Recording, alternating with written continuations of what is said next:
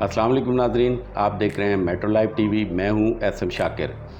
आज हम आपकी मुलाकात पाकिस्तान फिल्म इंडस्ट्री की मारूफ और सीनियर अदाकारा दुर्दाना रहमान से कराने जा रहे हैं, जिनके क्रेडिट पे मुतअद्दिद उर्दू और पंजाबी कामयाब फिल्में हैं, जिनमें इश्क, नचावे गली गली, अनोखा दाज, दुबई चलो और दीगर सुपरहिट फिल्में हैं। तो हम बात करते हैं दुर्दाना रहमान से। अस्सलाम वालेकुम। वालेकुम सलाम, कैसे हैं शाकिर साहब? जी बिल्कुल ठीक, आप बताएं, सब खैरियत? जी बिल्कुल ठीक ठाक। आपके मुतअद्दिद इंटरव्यूज़ और जो है वो मुख्तलिफ रसाइल व जराइद में आ चुके हैं और आपके बारे में बहुत लोग जानते हैं, पाकिस्तानी ख़ास तौर पर पाकिस्तानी फिल्म भी, लेकिन हमारे नाज़रीन यूट्यूब चैनल पे पूरे पाकिस्तान नहीं बल्कि पूरी दुनिया में मौजूद हैं और ये इंटरव्यू देख रहे हैं।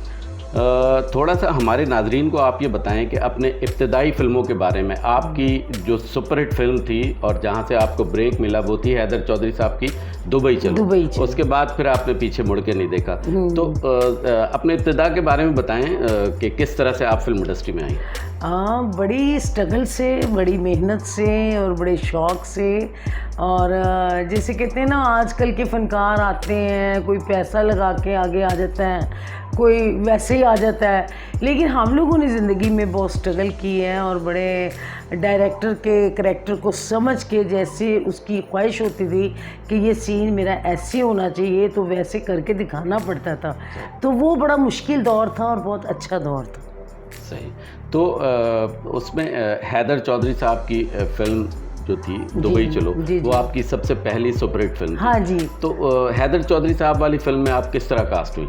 उसमें मैं ऐसे ही कास्ट हुई कि एक फ़िल्म बन रही थी मौला जेट इन लंदन, तो सारे पाकिस्तानी बड़े फ़नकार जो उस वक्त चल रहे थे वो सारे बाहर चले गए। तो एक ड्रामा दुबई चलो टीवी में आया जिसमें अली जाज था, और वो हैदर चौधरी साहब ने उस ड्रामे से ना, उन्होंने 1 महीने का जो टाइम था ना, उन्होंने कहा इतने लोग ज़ाया बैठे हुए हैं, फजूल बैठे हुए काम के बगैर, तो उसमें उन्होंने एक स्क्रिप्ट जिसके राइटर सैयद नूर साहब थे, डायरेक्टर हैदर चौधरी साहब थे, उसमें उन्होंने वो एक डिफरेंट कॉमेडियन बना के सब्जेक्ट, जिसमें अलीजाज, नन्ना, मैं और मुमताज़, ये फ़िल्म शुरू हो गई। ये 1 माह में फ़िल्म बनी और मेरा ख्याल है ईद पे 9 फिल्में रिलीज़ थी जिनमें ये सुपर हिट गई थी। तो इसलिए वो पहली फ़िल्म मेरी वो थी, लेकिन उससे पहले मुझे असलम डार साहब ने लिया था। उनकी फ़िल्म मैंने गोगा की थी मुस्तफ़ा कुरैशी साहब के साथ एज ए हीरोइन। फिर मैंने उनकी की थी अनोखा दाज, वो भी अंडर प्रोडक्शन थी। तो ये फ़िल्में लग गई हैं हैदर चौधरी साहब की, दुबई चलो, सोरा तेजो आई। उसके बाद अनोखा दाज आई, तो वो तीसरी सुपर डुपर हिट फिल्म हो गई। अनोखा दाज में हमारे चॉकलेटी हीरो वहीद मुराद साहब, उनके साथ आपका? हाँ जी, मैं हीरोइन थी उनकी। अच्छा। हाँ जी। अच्छा, आपका ताल्लुक़ बेसिकली कराची से है? हाँ जी, पैदा मैं कराची से हुई हूँ, पली मैं लाहौर में। अच्छा। तो कराची से लाहौर तक के सफ़र में आपके सामने कोई रुकावट नहीं आई? क्योंकि उस वक्त फिल्म इंडस्ट्री में जाना कुछ बेहतर नहीं समझा जाता था, और कराची से लाहौर शिफ्ट हुई आप। मैं 2 माह की थी जब मैं लाहौर में शिफ्ट हुई। तो मैं इधर ही बड़ी हुई, इधर ही पढ़ी, इधर ही जवान हुई, इधर ही काम शुरू किया।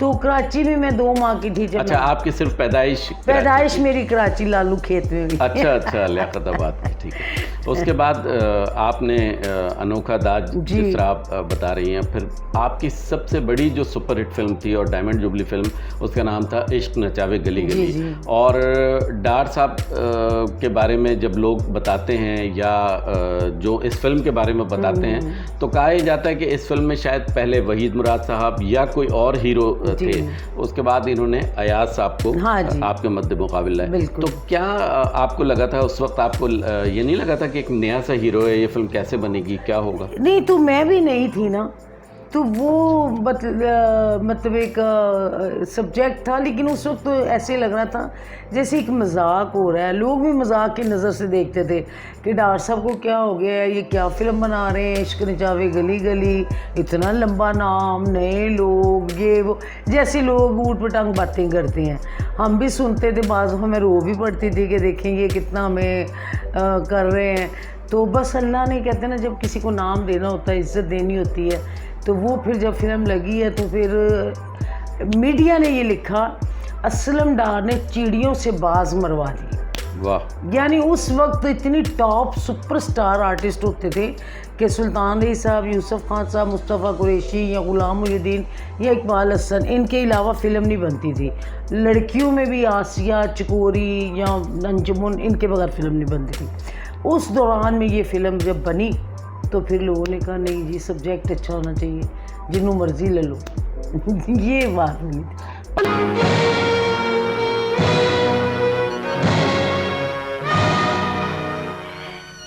अपना फर्ज पूरा कर ले बाबला, ते साडा क्या सुनिया माफ कर दे।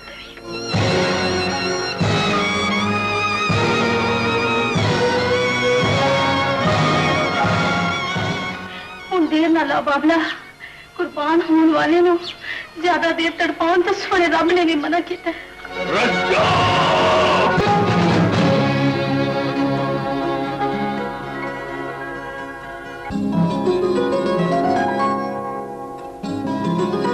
पाकिस्तान के किन किन हीरोज़ के साथ आपने काम किया?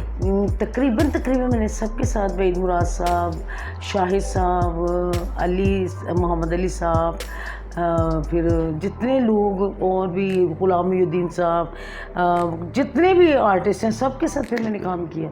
नए पुराने सब दौर देखे।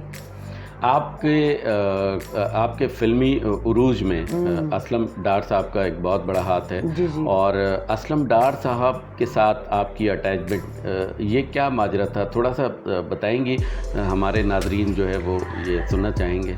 मैं ये समझती हूँ कि असलम डार साहब मेरे मौसन भी थे और मेरे उस्ताद भी थे, और ये समझ लें कि उन्होंने उंगली से पकड़ के मुझे चलना सिखाया, और मैं उनकी बहुत रिस्पेक्ट करती थी, और उन्होंने मुझ पे बहुत मेहनत की।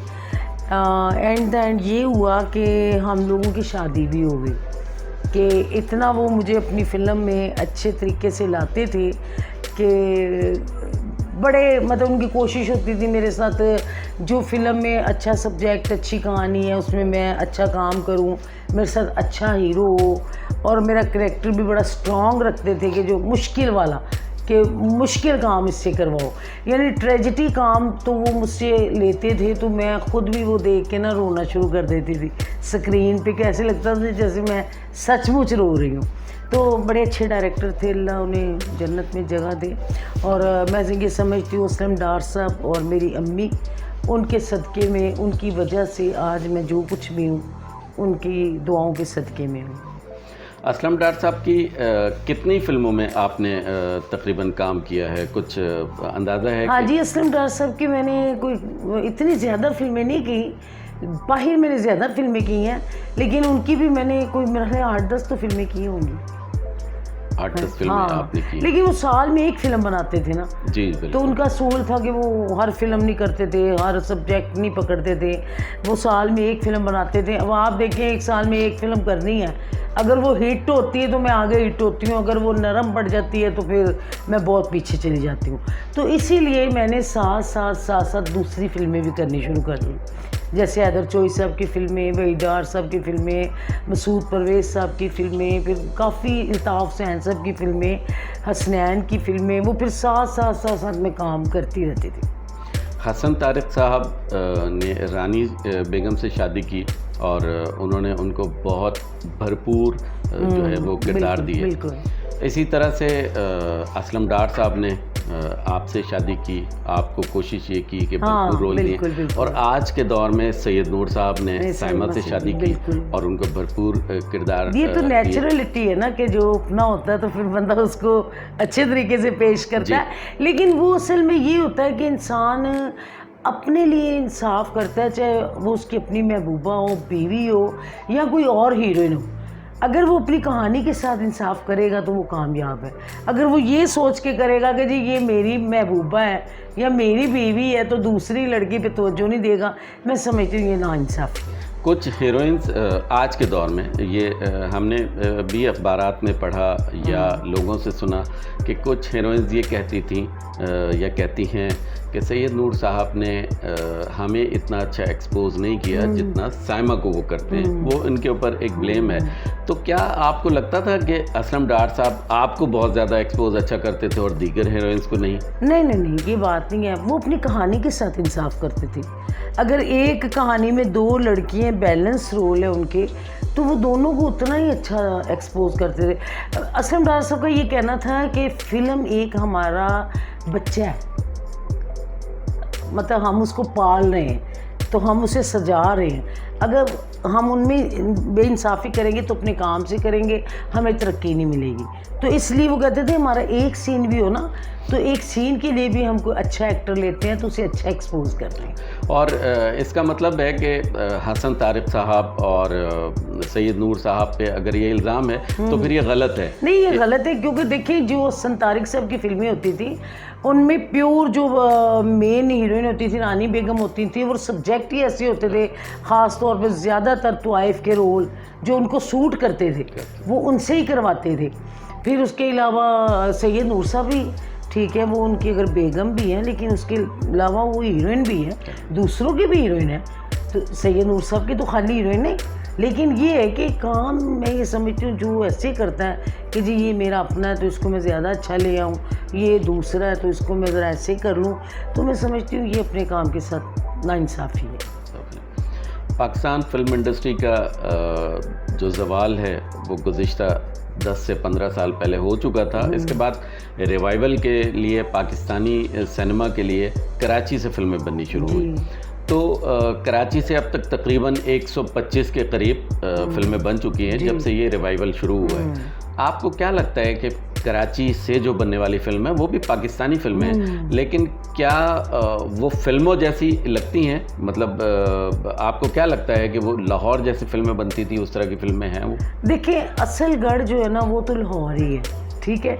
और स्टार्ट में भी जब आप देखेंगे भाई मुराद साहब वगैरह ये जितने लोग थे ये कराची से ही फिल्म इंडस्ट्री से इधर शिफ्ट हुए थे। फिर एक ऐसा वक्त आ गया कि हमारी पाकिस्तान फिल्म इंडस्ट्री लाहौर में माशाल्लाह इतना अरूज तो किसी ने देखा ही नहीं है। पिछले दिनों में सारी ड्रामे सारी फिल्में कराची में चली गई, लेकिन बात ये है काम तो हमारे पाकिस्तान में ही हो रहा है, चाहे कराची फ़िल्म बने चाहे लाहौर में बने। और मैं ये समझती हूँ कि फ़िल्में बननी चाहिए, रनिंग में काम होना चाहिए। एक फ़िल्म के साथ कितने लोग साथ उनका रिस्क लगा हुआ है। तो मेरी तो ये दुआ है कि अल्लाह ताला हमारे पाकिस्तान में बहुत फिल्में बने और बहुत काम हो, और ख़ास तौर पे ये जितना टेक्नीशियन वगैरह छोटा तबका है इनके लिए बहुत ज़रूरी काम होना। लाहौर में जो इन दिनों फिल्में बन रही हैं अंडर प्रोडक्शन है, तो उसमें कुछ फिल्में ऐसी हैं जो लोअर बजट हैं और कुछ फिल्में ऐसी हैं जो थोड़ा हाई बजट की हैं, जिस तरह से सैयद नूर साहब की बाजरी दी राखी, बिलाल अशारी साहब ने अभी बनाई है मौला जट 2, और परवेज़ कलीम साहब की फिल्म है। तो आप क्या समझती हैं कि ये फिल्में ख़ास तौर पे ये 3 पंजाबी फिल्में फ्यूचर में पाकिस्तानी सिनेमा की तरफ आ रही हैं और लगने जा रही हैं, इन फिल्मों से पाकिस्तानी सिनेमा ख़ास तौर पे पंजाबी सिनेमा को कोई फ़ायदा पहुंचेगा? देखिए मेरी बात सुने, फिल्म छोटी या बड़ी नहीं होती, बजट छोटा या बड़ा नहीं होता। बात ये होती है कि आपका सब्जेक्ट, आपका म्यूज़िक, आपकी कास्टिंग के एक नगीने आपने जोड़े हैं, उसको लेके जब आप चलते हैं एक अच्छी मूवी बनती है। वो जब एक दफ़ा लगती है तो लोग देखने वाले जाके बताते हैं फ़लाँ फिल्म बहुत अच्छी है, वहाँ से फिल्म को बिज़नेस मिलता है। तो बड़ा छोटा बजट कोई नहीं है, बड़ी छोटी फिल्म कोई नहीं। जो सुपर हिट है वो अच्छी बड़ी अच्छा सब्जेक्ट, अच्छा म्यूज़िक, उसके साथ फिर आप उसकी कास्ट में जो जो सूट करे। यहाँ तल्लिक बेस पे चल रहे हैं लोग, यानी मेरा आपसे ताल्लुक़ है, आप मेरा इंटरव्यू कर रहे हैं, आप मुझे अखबार में छाप रहे हैं, ये नहीं देख रहे यार ये इस काबिल है, इसको ये रोल सूट करेगा, इसी से करवाना है। ये बात हमारे यहाँ पे नहीं है, ये होनी चाहिए कि आपके करैक्टर में जो आर्टिस्ट फिट बैठता है आप उसको ज़रूर लें, चाहे आपको पैसे ज़्यादा भी देने पड़े। आपकी अपनी साथी जो अदाकारा हैं उनसे बड़ी दोस्ती रही है और आज तक उन सब से दोस्ती है, जिनमें खुसूसी तौर पे जैसे मैडम अमरोज़िया हैं, मुसरत शाहीन हैं, बाबरा शरीफ हैं, दीगर कई हीरोइंस हैं अपने दौर की और एक्ट्रेस हैं जो आपकी तरफ आती हैं। आपको कैसा लगता है कि जब इन सब से आपकी मुलाकात होती है तो आप क्या महसूस करती हैं? आप पुराने दौर की कोई बात करती हैं कभी? हाँ, बड़ा अच्छा लगता है, बड़ा अच्छा लगता है। जितने भी लोग आते हैं, कभी आलिया बेगम आ जाएंगी, कभी सब लोगों के साथ मेरा बहुत प्यार है। लेकिन उस वक्त हम शो बिज़नेस की बात नहीं करते कि उस वक्त हमने तो अपनी दुनिया देखी भी बड़ी रंगीन, बड़ी खूबसूरत। उस वक्त अब हम लोग क्या कर रहे हैं, कैसी लाइफ जा रही है, बच्चे कितना तंग कर रहे हैं, फ़लाँ क्या हो रहा है, ये अब ये लाइफ जा रही है और बहुत अच्छा लगता है। पाकिस्तानी जो सुपर स्टार्स थीं माजी में, उनमें शमीम आरा साहिबा थीं और ज़ेबा बेगम, बाबरा शरीफ, शबनम। आपके ख़्याल में परफॉर्मेंस के हवाले से आप क्या समझती हैं कि इन्होंने बहुत अच्छा काम किया? उनमें किसी का आप बताएं इन चारों में से। बाबरा शरीफ मेरी फेवरेट अदाकारा है। एक तो ये कि वो माशाल्लाह बड़ी अच्छी परफॉर्मर है और दूसरा उनके चेहरे पे बड़ी मासूमियत थी। उसके अलावा मुझे आलिया बेगम बहुत पसंद है क्योंकि वो डांसर भी बहुत अच्छी थी, परफॉर्मर भी बहुत अच्छी थी। तो ये दो आर्टिस्टों से मैं बहुत इम्प्रेस हूँ और मेरी भी तकरीबन परफॉर्म लोग यही कहते हैं कि आपकी इनके साथ मिलती जुलती है, तो ये मुझे पसंद भी है और वैसे भी मेरी मोहब्बत भी है इनसे। इसी तरह से पाकिस्तानी सुपरस्टार्स थे नदीम साहब, मोहम्मद अली साहब, वहीद मुराद, शाहिद। तो इनमें से अब आपको क्या लगता है कि कौन सा ऐसा स्टार था जो वाकई सुपरस्टार लगता हो? जहाँ तक आपने उर्दू के आर्टिस्टों के नाम ले दिए, माशाल्लाह सब अपनी अपनी जगह बहुत अच्छे थे और बात ये मेरा अपना भी अखलाक बहुत अच्छा था। ये लोग सब मुझसे कंप्रोमाइज़ करते थे, लेकिन सुल्तान रईस साहब का मैं ज़िक्र करूँगी यहाँ पे कि वाहिद सुल्तान रईस साहब एक ऐसे अदाकार थे कि वो इतना अच्छा नए आर्टिस्ट के साथ मैनेज करते थे कि इतना वो कंप्रोमाइज़ करते थे कि वो खुद करके बताते थे कि अगर कोई रिटेक हो गई है तो उन्होंने कॉन्शियस नहीं करना कि वो उन्होंने कहा नहीं नहीं कोई बात नहीं, बड़े बड़े एक्टरों से हो जाता है, आप करें। लेकिन उनके साथ मैंने बहुत फिल्में की और बहुत उनके साथ मेरा साथ रहा और बड़ी वो जिसे कहते हैं ना, हम लोग सीन पढ़ के ना एकदम तो हम लोग फील कर जाते थे कि ये सीन हमने ऐसे ही करना है, तो वो वैसा ही होता था। डायरेक्टर भी हैरान हो जाता था कि आप एंड टाइम पे हंस रहे हैं तो आप सीन रोने वाला इतना अच्छा कर देते हैं। बाकी नदीम साहब बहुत अच्छे आर्टिस्ट हैं, मुस्तफ़ा कुरैशी साहब, गुलाम मुहीउद्दीन साहब, शाहिद साहब, सबके साथ काम किया, गुलाम मुहीउद्दीन साहब। तो सब लोग प्यार करते हैं, अच्छी हैं। और यूसुफ खान साहब के साथ, इकबाल हसन साहब के साथ, मतलब ये वो लोग हैं कि मेरा ख़्याल है मैंने इन सब लोगों के साथ ना इतनी मोहब्बत से हर फिल्म की है कि कभी मेरा नहीं, आपने नहीं सुना होगा कि दुर्दाना रहमान का कभी किसी से झगड़ा हुआ, ना किसी गाने पे, ना किसी एक्ट्रेस से, ना कभी किसी हीरो से, ना कभी किसी डायरेक्टर से। वहीद मुराद साहब अपने दौर में बेहतरीन गाने पिक्चराइज कराया करते थे और उनका जो शहर था वो भारत तक जो है उसका तूती बोलता था और वहाँ भी उनको पसंद किया जाता था। तो उनके साथ आपने भी चंद फिल्में की हैं। मैंने 2 फिल्में की उनके साथ। तो आपको उनके साथ काम करके कैसा लगा? वहीद मुराद साहब के हवाले से कुछ बताएं। वहीद मुराद साहब के साथ मेरी पहली फिल्म अनोखा दाज थी, असलम डार साहब की फ़िल्म थी। तो उसमें वो मेरे साथ हीरो थे, बल्कि उस सब्जेक्ट की हीरोइन मैं थी, अवाम की हीरोइन आसिया बेगम थी। तो वो माशाल्लाह उनके साथ जब मैंने शूटिंग रखी ना तो पहला गाना ही था। तो वो ज़ाहिर में भी एक नई थी और ऊपर से वो वहीद मुराद उनका एक नाम था, तो मैं थोड़ा सा ना अपने आप में झिझक रही थी कि पता नहीं मैंने उनके करीब जाना कि नहीं। वो गाना भी बड़ा ना और रोमांटिक गाना था और वो बड़ा उसमें वो क्लोज़ होके शॉट देने थे, तो मैं ज़रा थोड़ा शर्मा रही थी। तो मुझे डॉक्टर साहब ने कहा शर्माना नहीं है, बस ये बंदा नहीं, आप इसको कैमरा समझे, तो आप हंस हंस के गाना करें। वो गाना किया, वो बड़ा अच्छा गाना था, तैनू लखा होन मुबारका मैं तैनू कीता प्यार सोनिया, ये गाना था, ऐसा ही था कोई गाना। तो वो ना जब वो गाना स्क्रीन पे देखा तो ऐसे ही लग रहा था कि वाकई कोई सचमुच कोई मेरा और वही साहब का रोमांस है।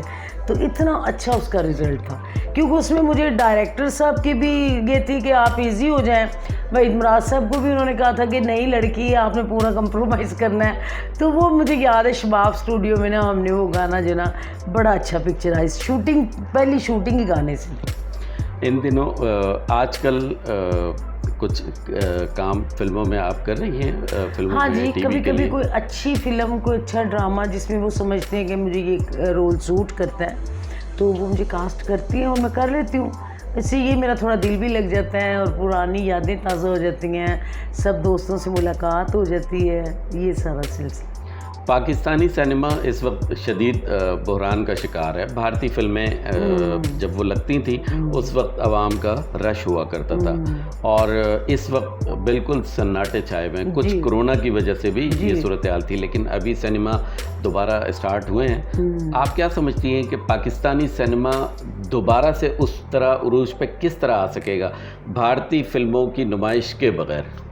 हाँ, वो ऐसे है कि जैसे अभी भी हमारे पास बड़े अच्छे डायरेक्टर बैठे हुए हैं, सैयद नूर साहब हैं, अल्ताफ़ हुसैन साहब हैं, अच्छे डायरेक्टर हैं हमारे पास।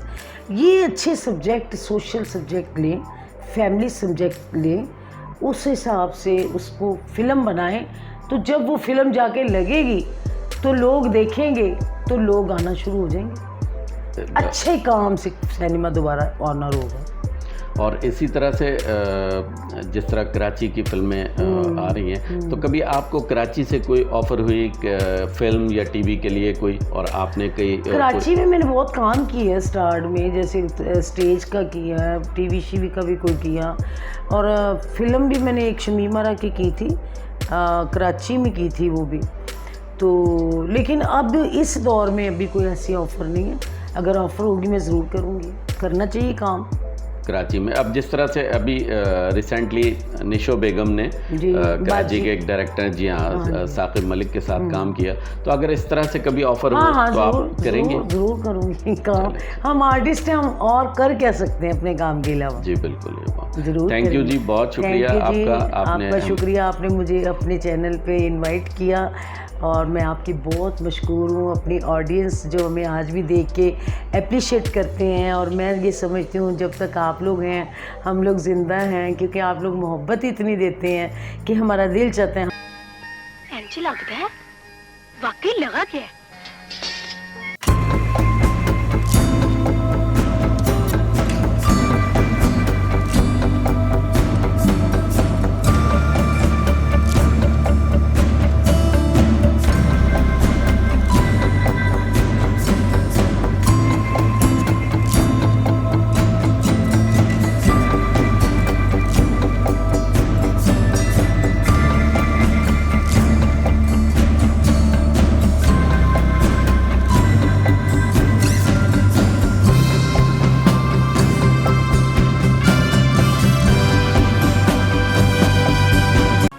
तेरी सी ते पसंद मेरे मापियों दी, भला मैनू की इनकार हो सकदा सी?